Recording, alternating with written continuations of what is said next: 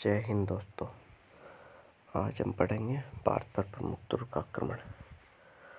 तुर्क आक्रमण का तीन क्रम में महमूद गजनी, महमूद घोरी और तीसरा था दिल्ली सल्तनत।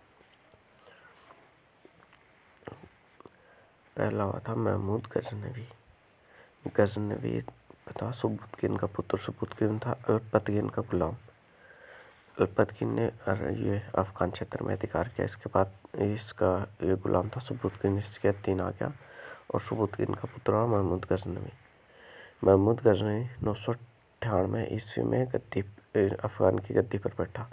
भारत पर इसने कुल 17 आक्रमण किए, 1000 से 1027 के बीच में। 1001 में इसने पंजाब के हिंदू शाही वंश के राजा जयपाल पर आक्रमण किया और जयपाल की राजधानी थी वे हिंद। जयपाल एकमात्र शासक था जो पराजित होने के बाद आत्महत्या कर ली। 1008 ईस्वी में इसने नागरकोट पर हमला किया और ज्वालामुखी माता के मंदिर को तोड़ा। इसके अवशेषों को अफगानिस्तान में ले जाकर इसके अवशेषों को मस्जिद के सीढ़ियों में फेंक दिया। फिर इसने इसका भारत पर प्रमुख आक्रमण इसका 1025 ईस्वी का है सोमनाथ मंदिर पर आक्रमण। सोमनाथ मंदिर गुजरात में स्थित है, जिससे इसने लौटा था। गुजरात का शासक था भीम प्रथम। इसके समय इसने इसको लूटा था। फिर इसका अगला आक्रमण था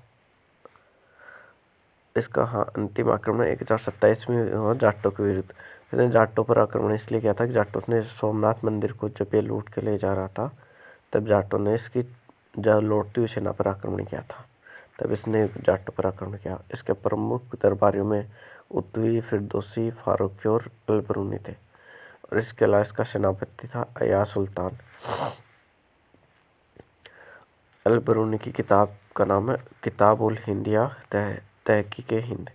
अलबरून का असली नाम है अबू रेहान मोहम्मद बिन अहमद और इसने चांदी के सिक्के प्रारंभ किए और चांदी के सिक्कों पर पहली बार अरबी और संस्कृत भाषा में, एक साइड अरबी और एक साइड संस्कृत भाषा में इसने लेखन करवाया। इसने बगदाद के खलीफा अल कासिम बिस्ता ने इसको सुल्तान की उपाधि दी।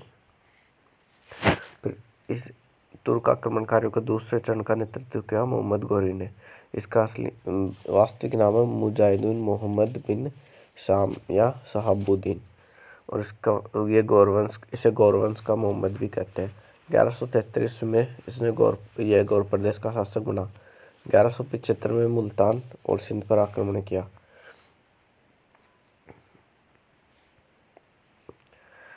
फिर 1178 में कायंद्रा वैसे माउंट आबू में स्थित है। गुजरात पाटन पर आक्रमण के लिए जा रहा था। यहाँ का शासक था भीम सेकंड या मूलराज सेकंड।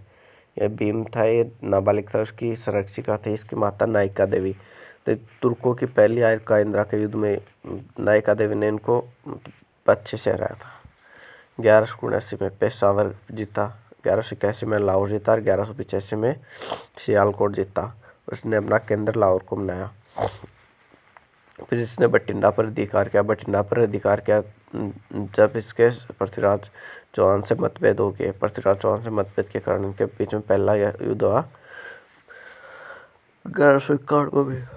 1191 में तराइन का पहला युद्ध 1191 में मोहम्मद घोरी और पृथ्वीराज चौहान के उसमें, जिसमें मोहम्मद घोरी जीत गया। इसके साथ मोहम्मद घोरी के साथ जयचंद भी था इसके साथ मोहम्मद घोरी के साथ। फिर 1192 में तराइन का दूसरा युद्ध हुआ। इसमें मोहम्मद घोरी और पृथ्वीराज चौहान के मध्य हुआ, जिसमें घोरी जीत गया, पृथ्वीराज चौहान हार गया। इसमें मोहम्मद घोरी की सहायता जयचंद गढ़वाल ने की थी। और तराइन का दूसरा युद्ध निर्णायक युद्ध था, जिसमें तुर्क आक्रमणकारियों को भारत पर पूर्णतः अधिकार हो गया। इसने मोहम्मद घोरी ने फिर दिल्ली को राजधानी बनाया। 1194 में चंदावर के युद्ध में इसने जयचंद गढ़वाल को हराया। अंतिम अभियान 1205 में हुआ पंजाब के खोखरों के विरुद्ध। 1206 और इसका मोहम्मद घोरी का कोई पुत्र नहीं था, तो इसने गुलाम कुतुबुद्दीन ऐबक को प्रथमता प्रदान किया और भारत की जागीरदारी से सौंप दी।